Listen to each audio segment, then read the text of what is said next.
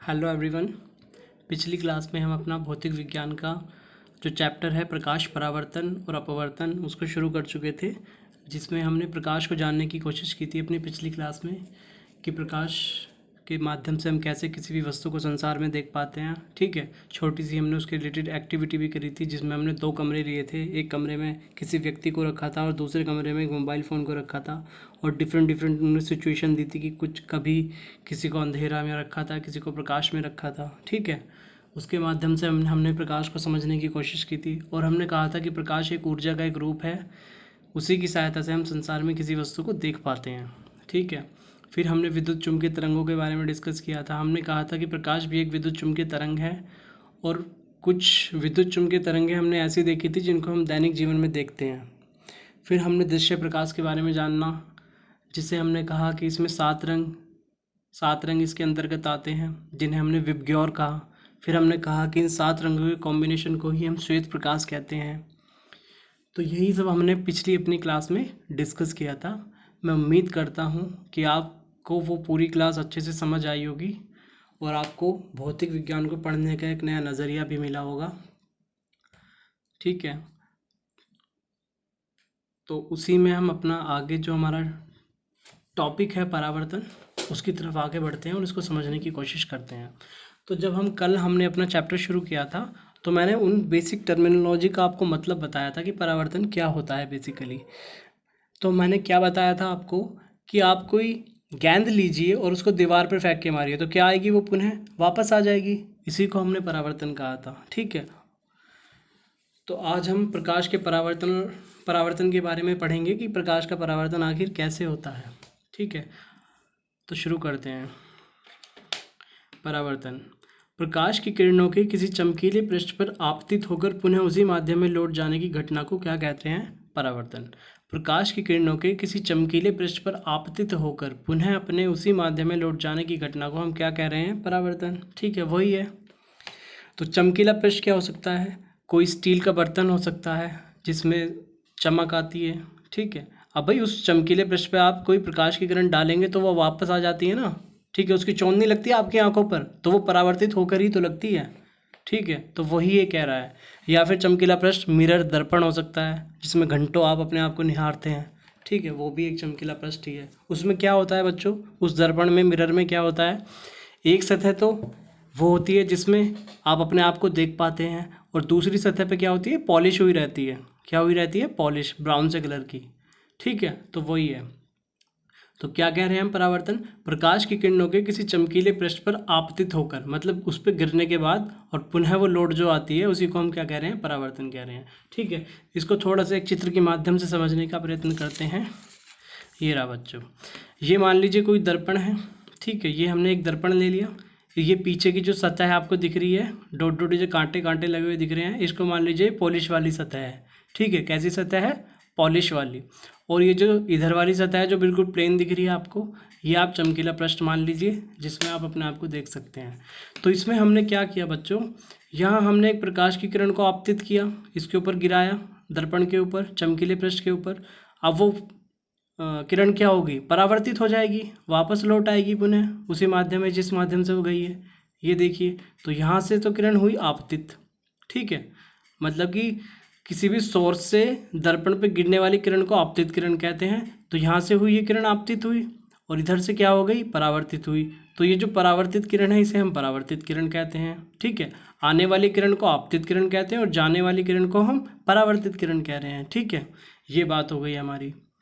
ये हुआ हमारा परावर्तन। ठीक है, समझ गए? आगे बढ़ते हैं। अब आगे आता है हमारा परावर्तन के नियम। अब ये नियम भी जान लेते हैं भाई, नियम क्या होते हैं। पहला नियम पढ़ते हैं, आपतन कोण परावर्तन कोण के बराबर होता है। ठीक है भाई, बराबर तो होता है, ये तो ठीक है भाई, लेकिन हमें ये तो पता होना चाहिए आखिर ये आपतन कोण और परावर्तन कोण होते क्या हैं। ठीक है, तो पहले ये देखते हैं कि ये कोण आखिर होते क्या हैं। अब आप ये देखिए भाई, इसको हमने आपतित किरण कहा। ठीक है, इसको हमने क्या कहा? आपतित किरण। अब एक चीज़ और है, ये जो आपको ये वाली लाइन दिख रही है, ये क्या है? इसे कहते हैं बच्चों, अब भाई ये जो आपतित किरण है, ये किसी बिंदु पर गिरेगी, चमकीले पृष्ठ पर। जिस ये बिंदु पर गिरेगी, उस बिंदु को हमने कहा आपतन बिंदु। क्या कहा उसको? आपतन बिंदु। आपतित किरण चमकीले पृष्ठ के जिस बिंदु पर गिरेगी, आपतित किरण चमकीले पृष्ठ के जिस बिंदु पर गिरेगी उसे हम क्या कह रहे हैं? आपतन बिंदु। ठीक है, अब इसी आपतन बिंदु से हम एक अभिलंब खींचेंगे, एक परपेंडिकुलर खींचेंगे। क्या खींचेंगे? अभिलंब, जो यहाँ से कितना डिग्री का एंगल बनाएगा? 90 डिग्री का एंगल बनाएगा। ठीक है, यहाँ से ये क्षैतिज से, हॉरिजॉन्टल से। ठीक है, इसे हम क्या कह रहे हैं? अभिलंब। क्या कह रहे हैं बच्चों? अभिलंब। समझ आ रहा है ना सबको? अभिलंब कह रहे हैं। ठीक है, तो ये हो गया हमारा। तो अभिलंब हम कहाँ से खींचते हैं? आपतन बिंदु से। ठीक है, ये अभिलंब हम इसके माध्यम से खींच सकते हैं। देखिए, ये प्रोट्रैक्टर के माध्यम से ऐसे करके ये हमने इसको मिलाया, ये 90 डिग्री का एंगल है, ये मैंने इस पर खींच रखा है 90 डिग्री पे, तो इसी को हम कहते हैं अभिलंब। समझ गए? तो ये हो गया हमारा अभिलंब। अब देखते हैं ये आपतन कोण क्या होगा। आपतन कोण क्या होगा? ये जो आपतन कोण होता है, ये आपतित किरण और अभिलंब के बीच का कोण होता है। आपतित किरण और अभिलंब के बीच का कोण, इसे कहते हैं हम आपतित कोण। ठीक है, आपतित कोण को इंग्लिश में कहते हैं इंसिडेंट एंगल। क्या कहते हैं? Incident angle. तो इसीलिए हम इसको डिनोट करते हैं आई से। ठीक है, इसीलिए हम इसको डिनोट करते हैं आई से। ओके, अब ये परावर्तन कोण क्या है? ये बनेगा परावर्तित किरण और अभिलंब के बीच। किसके बीच? परावर्तित किरण और अभिलंब के बीच। ठीक है, ये रहा भाई। क्लियर? इसको हम इंग्लिश में कहते हैं रिफ्लेक्शन एंगल। क्या कहते हैं? Reflection angle. इसीलिए हम इसको डिनोट करते हैं आर से। क्लियर? ठीक है, अब अपने नियम पे आते हैं। आपतन कोण परावर्तन कोण के बराबर होता है, यानी कि angle I equals to angle R. Angle I equals to angle R. समझ गए बच्चों? अगले नियम की तरफ आगे बढ़े। चलिए फिर, अब ये अगला नियम क्या कहता है? आपतित किरण आपतन बिंदु, आपतित किरण आपतन बिंदु, आपतित किरण आपतन बिंदु पर अभिलंब एवं परावर्तित किरण तीनों एक ही तल में होते हैं। क्या कह रहा है? आपतित किरण आपतन बिंदु पर अभिलंब एवं परावर्तित किरण तीनों एक ही तल में होते हैं। यानी कि ये जो भाई हमारी आपतित किरण है और ये अभिलंब और ये परावर्तित किरण, ये तीनों क्या हैं? एक ही तल में होते हैं। अब ये तल क्या होता है? सबसे पहले तो आपको यही समझना चाहिए कि ये तल क्या होता है। अब ये भाई ये देखो आप, कैसे बताऊँ आपको, जैसे ये पेपर ही है, ये एक पेपर है, ये मान लीजिए ये एक डायरी है, तो ये क्या है? ये एक तल ही तो है। ये क्या है? ये एक तल ही तो है, या एक ये पेपर ये तल ही तो है। तो ये सारी क्या होंगी? ये तीनों जो हैं आपतित किरण अभिलंब और परावर्तित किरण, ये क्या है? तीनों एक ही तल में होगी। ऐसा नहीं होगा कि आपतित किरण किसी एक तल पे आई, ठीक है, और परावर्तित किरण किसी दूसरे तल पे बाहर निकल गई। ठीक है, ऐसा कुछ नहीं होगा, ये हमेशा एक ही तल पे होगा। वरना अगर ऐसा हो गया तो ये एंगल आई कभी एंगल आर के इक्वल नहीं हो पाएगा। यही कारण है कि ये एंगल आई एंगल आर के इक्वल होता है, क्योंकि ये तीनों एक ही तल में होते हैं। ठीक है, क्लियर? समझ आ गया होगा आपको। ठीक है, अब थोड़ा सा इसमें आगे और समझने की कोशिश करते हैं। हालांकि आपका बुक वगैरह में कहीं मिलेगा नहीं, फिर भी हमें समझना चाहिए इन चीज़ों को भी थोड़ा एडिशनल। क्या है बच्चों? ये हमारा एक दर्पण है, मिरर है। ठीक है, अब मान लिया, अब हमने यहाँ पे जो देखा था, हमने इसमें किरण जो आपतित की थी वो एक इंक्लाइन तिरछी की थी। अब यहाँ पे हम क्या करेंगे? बिल्कुल परपेंडिकुलर डायरेक्शन में लंबवत एक किरण आपतित करेंगे। ठीक है, ये देखिए लंबवत, लंबवत मतलब जो 90 डिग्री का एंगल बनाए।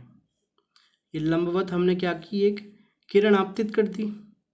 ठीक है, जिस बिंदु पर गिरेगी उसे क्या कहते हैं? आपतन बिंदु कहते हैं। ठीक है, और आपतन बिंदु से ही हम क्या बनाते हैं? यहाँ हमने बताया था आपको, आपतन बिंदु से ही हम क्या बनाते हैं? अभिलंब बनाते हैं। तो ये क्या होगी भाई? अभिलंब भी इसके ऊपर से जाएगा, जाएगा क्या नहीं जाएगा? अभिलंब भी तो इसके ऊपर से जाएगा। ये देखिए अभिलंब भी चला गया भाई इसके ऊपर से। ठीक है, ये 90 डिग्री। अब आप मुझे एक बात बताइए, आपतन कोण क्या होगा अब इनके बीच? भाई आपतित किरण भी यही है और अभिलंब भी यही है। ठीक है, आपतित किरण भी यही है और अभिलंब भी यही है। अब आप ये देखिए भाई, किसी दो लाइन के बीच एंगल कैसे बनता है? यही मान लीजिए दो लाइन है, एंगल कैसे बनता है? इन दोनों के बीच जो ये होगा, यही तो एंगल बनता है। अब भाई लाइन हो गई दोनों ऐसे, तो इनके बीच एंगल क्या होगा? ज़ीरो। ठीक है भाई, लाइन एंगल यही तो होता है। अभी लाइन क्या होगी? ऊपर ओवरलैप कर गई, एक दूसरे के ऊपर चढ़ गई, तो एंगल क्या हो जाएगा? ज़ीरो। ठीक है, तो वही है यहाँ पर भी। अब भाई आपतन कोण जो है वो ज़ीरो हो गया, क्योंकि आपतन कोण क्या होता है? जो आपतित किरण और अभिलंब के बीच बनता है। अब आपतित किरण भी यही है और अभिलंब भी यही है, तो क्या हो गया आपतन कोण? ज़ीरो। आपतन कोण क्या हो गया? ज़ीरो। तो परावर्तित कोण क्या हो जाएगा? एंगल आर क्या हो जाएगा? ज़ीरो। क्यों? क्योंकि एंगल आई हमने नियम में पढ़ा, एंगल आई क्या होता है? एंगल आर के इक्वल। तो इसमें क्या हो जाएगा? Angle I equals to angle R equals to zero, दोनों एंगल आर के। यानी कि आपतित कोण यहाँ से आई ऐसे, और यहीं से कि यहीं के यहीं वो परावर्तित हो जाएगी। हमने देखा नहीं है कभी कभी जब हम सीधी एकदम लंबवत मिरर में कोई हम लाइट डालें, मिरर में ऐसे लाइट डालें, तो एकदम वो सीधी निकल जाती है। ठीक है, आप करके भी देख सकते हैं इसको, समझ गए होंगे आप। ठीक है ना, ये है। थोड़ा सा यहाँ भी देख लेते हैं। अब भाई कोई लाइट सोर्स है, कोई बल्ब है, कुछ भी है, फ्लैश लाइट है, ऐसा तो है नहीं कि वहाँ से एक ही प्रकाश की किरण निकलेगी। वहाँ से तो मल्टीपल किरणें निकल सकती हैं, थाउजेंड, लैक्स, ठीक है, लाखों करोड़ों किरणें निकल सकती हैं। ठीक है, अब आप ये देखिए, इसके माध्यम से मैं बस आपको एक चीज़ समझाना चाहता हूँ। भाई यहाँ से एक किरण गिरी, ठीक है, यहाँ से एक किरण आपतित हुई हुई ये हमारा आपतन बिंदु हो गया। अब इस आपतन बिंदु से हम क्या खींचेंगे? अभिलंब खींचेंगे। ये खींच दिया भाई हमने, अभिलंब खींच दिया। एक किरण हमारी यहाँ से आपतित हुई, अब यह हमारा आपतन बिंदु हो गया। अब इस आपतन बिंदु पर हम अभिलंब खींचेंगे, ये हमारा अभिलंब हो गया। यहाँ से हमारी किरण परावर्तित हो जाएगी। ठीक है, ये हो गई भाई हमारी किरण परावर्तित। ठीक है, अब यहाँ भी हमारी किरण क्या हो जाएगी? परावर्तित हो जाएगी। हो गई। ये हमारा एंगल क्या होगा? अभिलंब से आपतित किरण के बीच एंगल आपतन कोण होगा, जिसे हम कहते हैं एंगल आई, इसे I1 कह लेते हैं। ये क्या होगा? परावर्तित एंगल, क्योंकि ये परावर्तित किरण है और ये अभिलंब है, तो ये क्या होगा? एंगल R1 कह दें इसको। इसी प्रकार ये एंगल क्या हो जाएगा? Angle I2।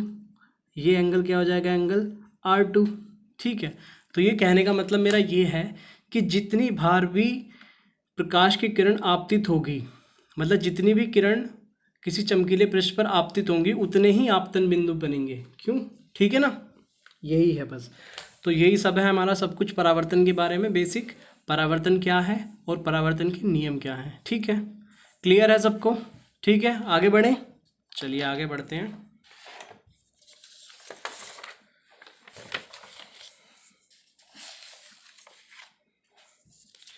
आगे हम पढ़ेंगे समतल दर्पण से प्रतिबिंब का निर्माण। क्या है बच्चों? समतल दर्पण से प्रतिबिंब का निर्माण। इससे पहले मैं आपको दो टर्म बताना चाहूँगा, बिंब और प्रतिबिंब। ठीक है, बिंब क्या होता है और प्रतिबिंब क्या होता है? बिंब वो होता है, अब मान लीजिए आप मिरर के सामने खड़े हो जाइए जाके। ठीक है, अब आप मिरर के सामने खड़े हैं, तो आप क्या हैं? आप तो हैं बिंब, रियल। ठीक है भाई, एक्चुअल आप ही तो हैं, और जो शीशे में आप अपने आप को देख पा रहे हैं वो है आपका प्रतिबिंब। ठीक है, वो रियल नहीं है, क्योंकि रियल तो आप हो। समझ गए? बिंब और प्रतिबिंब, बिंब आप हैं और जो आपकी इमेज बन रही है मिरर के अंदर वो है प्रतिबिंब। ठीक है, तो अब हम देखते हैं समतल दर्पण से प्रतिबिंब का निर्माण जो होता है उसकी क्या क्या क्वालिटीज़ होती हैं। ठीक है, उस प्रतिबिंब के बारे में जानते हैं। पहला क्या है? प्रतिबिंब समान आकार का होता है। अब भाई जितनी आपकी हाइट है ना, अब आप मिरर के सामने खड़े हैं, तो जितनी आपकी एक्चुअल हाइट है, प्रतिबिंब में भी आपको जो आपकी प्रतिबिंब भी आपको समान आकार का दिखेगा।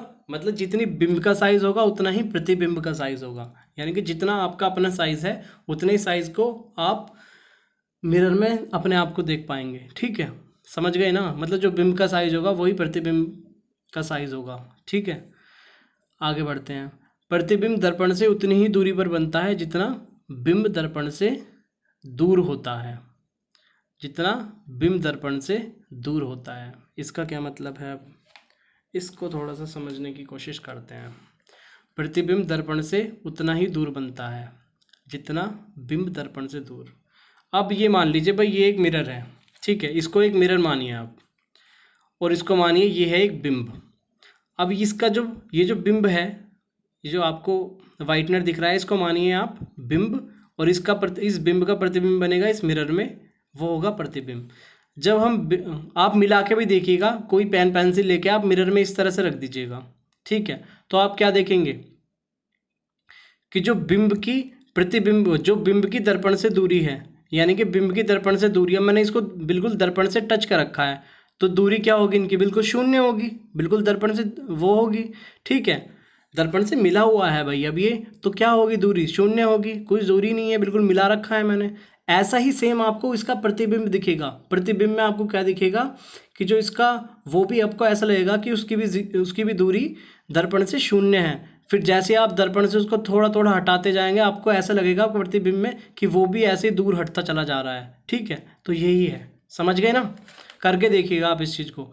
तो ये हमारा दूसरा पॉइंट क्लियर हो गया हमारा कि प्रतिबिंब दर्पण से उतनी ही दूरी पर बनता है जितना बिंब दर्पण से दूर बनता है, ठीक है, ओके। आगे बढ़ते हैं।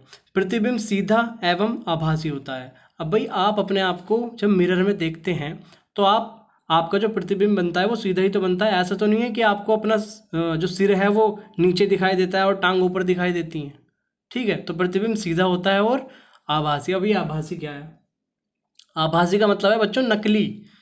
भाई अब आप अपने आप को मिरर में देख रहे हैं तो रियल तो आप हैं, जो आपको अपना प्रतिबिंब दिख रहा है वो तो नकली है, वो रियल थोड़ी ना है, ठीक है। तो प्रतिबिंब क्या होता है? सीधा एवं आभासी। इस आभासी शब्द का मतलब है नकली, आप समझ लीजिए कि नकली होता है, वो रियल नहीं होता है, ठीक है।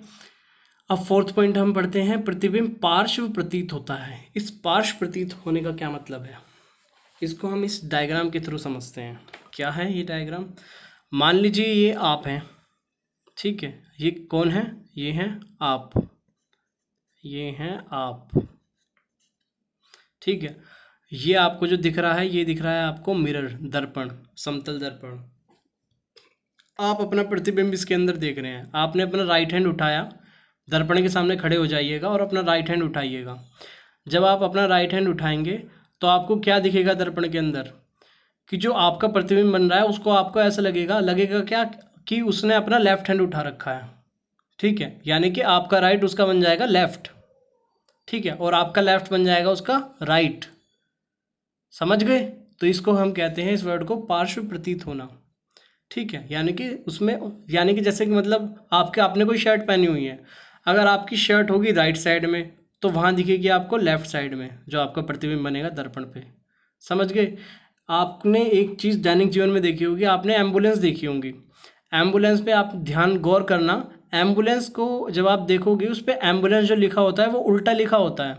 कैसे लिखा होता है? उल्टा, इस तरह से लिखा होता है कुछ, AMBU ऐसे लिखा होता है उल्टा एम्बुलेंस। तो बच्चों ये इसलिए लिखा होता है ताकि कोई उसे, मतलब किसी गाड़ी के पीछे अगर एम्बुलेंस चल रही हो तो अगर वो गाड़ी वाला मिरर में देखे तो वो एम्बुलेंस उसको लिखा हुआ सीधा दिखाई दे, समझ गए?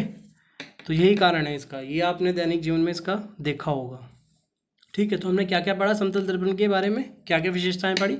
प्रतिबिंब समान आकार का होता है, ठीक है, ये हमने समझा।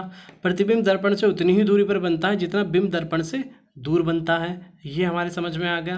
प्रतिबिंब सीधा एवं आभासी बनता है, ठीक है, और प्रतिबिंब पार्श्व प्रतीत होता है, यानी कि लेफ्ट राइट दिखाई देता है और राइट लेफ्ट दिखाई देता है। फिर हमने एक दैनिक जीवन में एक एम्बुलेंस का उदाहरण जो है वो हमने समझा, ठीक है। तो यही है बच्चों परावर्तन के बारे में। आगे जो है हमारा, अब तक तो हमने समतल दर्पण से प्रतिबिंब पढ़े।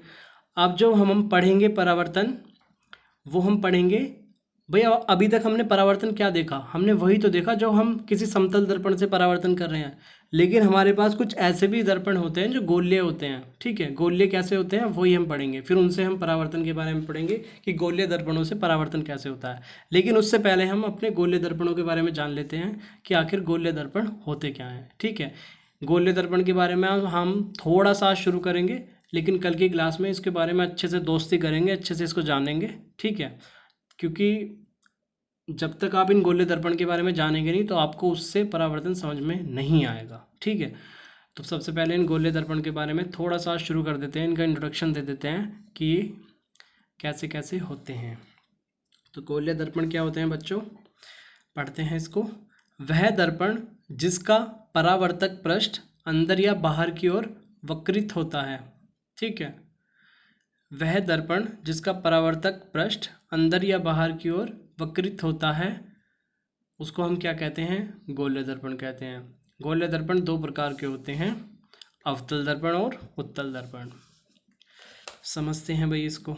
सबसे पहले आप मुझे ये बताइए परावर्तक पृष्ठ क्या होता है। इस परावर्तक पृष्ठ का मतलब क्या है। परावर्तक पृष्ठ बच्चों वो पृष्ठ होता है जहां हम जिस पृष्ठ पर हमारा परावर्तन होता है। कैसे, जैसे अभी हम अपना समतल दर्पण पर के आए हैं। ठीक है, समतल दर्पण हमने पढ़ा था। ये एक साइड हमने कहा था यहाँ पॉलिश हो रही है, ठीक है, और दूसरी साइड क्या था, चमकीला पृष्ठ था। ये वाला हमारा जो प्लेन है ये क्या है, चमकीला पृष्ठ।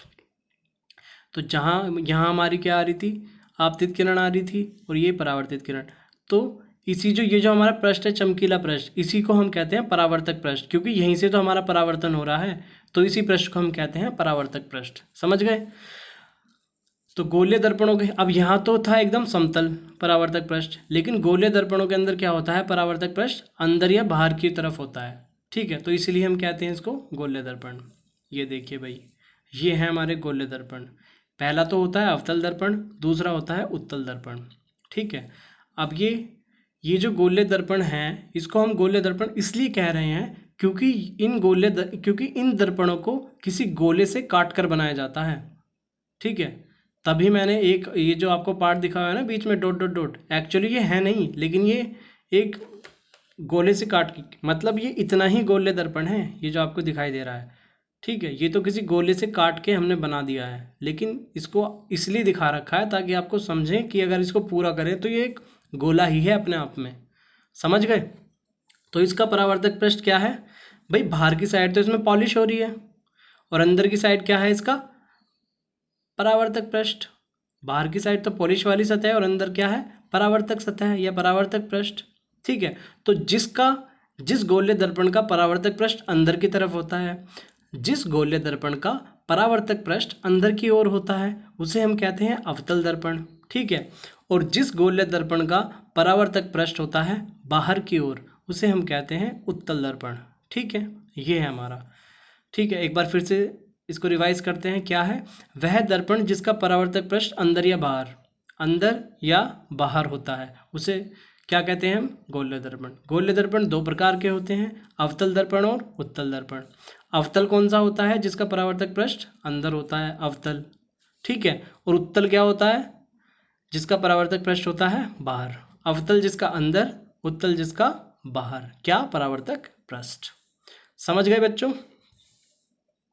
तो हमने क्या क्या पढ़ा आज, हमने पढ़ा परावर्तन के बारे में। ठीक है, परावर्तन के नियम हमने पढ़े। ठीक है, परावर्तन को हमने क्या पढ़ा कि प्रकाश की किरणों का किसी चमकीले पृष्ठ पर आपतित होकर पुनः अपने माध्यम में लौट जाना, वो क्या कहलाता है, परावर्तन कहलाता है। ठीक है, फिर इसको हमने एक चित्र के माध्यम से समझने की कोशिश की। ठीक है, फिर हमने परावर्तन के नियम पढ़े। आपतन कोण परावर्तन कोण के बराबर होता है, हमने समझने की कोशिश की कि कैसे, किसको हम आपतन कोण कहते हैं, किसको हम परावर्तन कोण कहते हैं। आपतन कोण क्या होता है, आपतित किरण और अभिलंब के बीच बनता है। परावर्तन कोण क्या होता है, परावर्तित किरण और अभिलंब के बीच बनता है। तो हमारा पहला नियम कहता था कि आपतन कोण परावर्तन कोण के बराबर होता है। फिर हमारा दूसरा नियम कहता था कि ये जो आपतित किरण है, अभिलंब है और परावर्तित किरण है, तीनों एक ही तल में होते हैं। तीनों एक ही तल में होते हैं, यही कारण है कि एंगल आई एंगल आर के इक्वल होता है। ये मैंने आपको समझाया। ठीक है, फिर हमने क्या किया, एक एग्जाम्पल में हमने एक लंबवत आपतित किरण आपतित करके देखी। ठीक है, अब जब हमने लंबवत आपतित किरण आपतित करके देखी तो लंबवत ही उसका अभिलंब आएगा, आपतित किरण के ऊपर ही उसका अभिलंब बन जाएगा। ठीक है, और जब वहीं अभिलंब बन जाएगा तो एंगल आई जीरो हो जाएगा।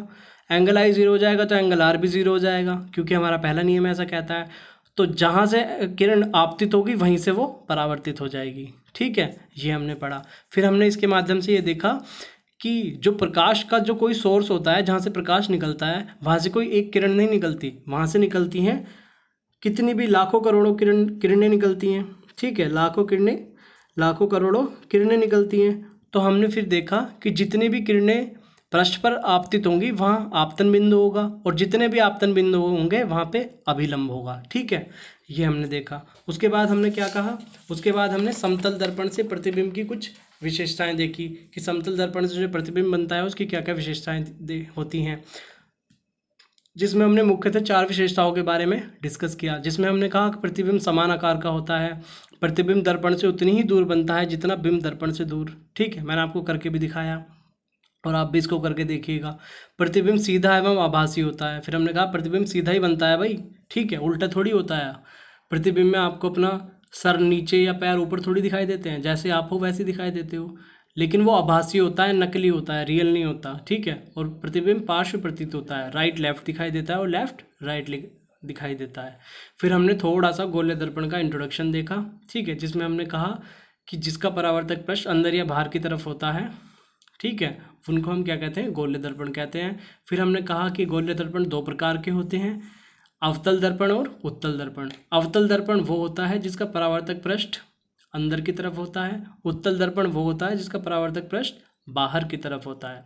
हमने परावर्तक पृष्ठ भी देखा कि किसे कहते हैं, जिस पर पूरा परावर्तन होता है। ठीक है, तो बच्चों आज के लिए इतना ही। कल हम गोलीय दर्पण के बारे में पढ़ेंगे। हाँ ठीक है, अच्छे से हम गोलीय दर्पण के बारे में कल पढ़ेंगे पूरा डिटेल में, और इसका देखेंगे कि गोलीय दर्पण के से कैसे परावर्तन होता है। ठीक है बच्चों, आज के लिए इतना ही। इसको अच्छे से पढ़ के आइएगा, अच्छे से रिवाइज करिएगा, कम से कम 2-3 बार वीडियो देखिएगा, आपको सब कुछ एकदम अच्छे से क्लियर हो जाएगा और सब कुछ आपके दिमाग में एकदम सेट हो जाएगा। ठीक है बच्चों, आज के लिए इतना ही, फिर मिलते हैं कल। Thank you.